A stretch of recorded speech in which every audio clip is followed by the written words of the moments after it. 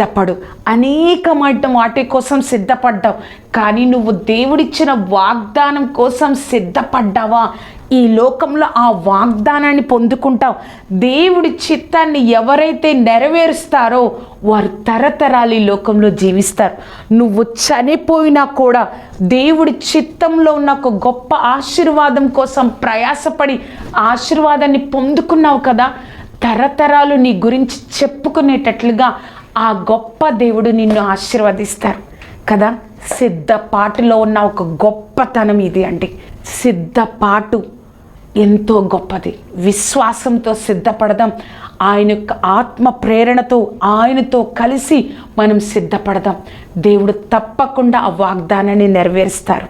వాగ్దానాన్ని నిజం చేసుకునే సిద్ధపాటును దేవుడు మనకు అనుగ్రహించును గాక. దేవుడు మీకు తోడై ఉండేను గాక. Amen, amen, amen.